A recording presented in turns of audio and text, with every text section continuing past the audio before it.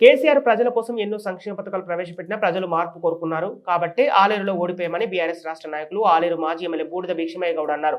నేడు వంగపల్లిలో జరిగిన యాదాద్రి భువనగిరి జిల్లా ఆలేరు నియోజకవర్గ స్థాయి బీఆర్ఎస్ పార్టీ విస్తృత సమావేశంలో ఆయన పాల్గొన్నారు. ముఖ్యంగా చాలా మంది మాట్లాడుకున్నాం. ఇవాళ ఓడిపోవడం నిజంగా బాధాకరమైనటువంటి విషయం.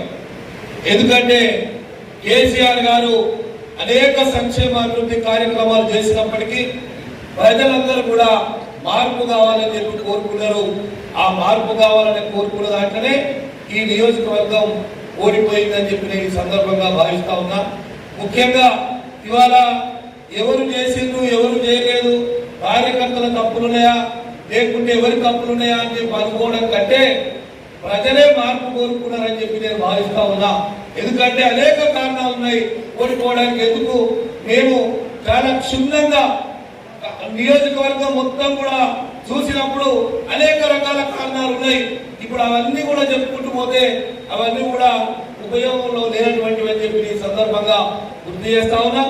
ముఖ్యంగా మనం అందరం అనుకుంటా ఉన్నాం ఏంటంటే, సరే కాంగ్రెస్ పార్టీ అధికారంలోకి వచ్చింది, కాంగ్రెస్ పార్టీ అనేక హామీలు ఇచ్చినప్పటికీ వాళ్ళు అమలు చేస్తారా చేయరా అంటే నిజంగా మనం కాలమే నిర్ణయిస్తుంది. మనందరికీ కూడా తెలుసు, ఇవాళ 6 గ్యారంటీలో 420 హామీలు ఇచ్చినాయి, అందరం కూడా చూస్తా ఉన్నాం. అయినప్పటికీ ఎక్కడ కూడా అమలు చేస్తారా చేయరా అని చెప్పి మనకు కాదు ప్రజలనే అనుమానం ఉంది. ప్రజలే మళ్ళీ ఇవాళ అయ్యో కేసీఆర్ గారిని పోగొట్టుకున్నామా, కేసీఆర్ గారి నాయకులు లేరా, ఇప్పుడు కేసీఆర్ గారి నాయకత్వం లేకుంటే ముఖ్యమంత్రిగా ఊహించుకోలేనటువంటి విధంగా ఇవాళ ప్రజలు బాధపడుతూ ఉన్నారంటే మనం కూడా ఆలోచన చేయాల్సిన అవసరం ఉందని చెప్పి సందర్భం కోరుతా ఉన్నా. ముఖ్యంగా కార్యకర్తలందరూ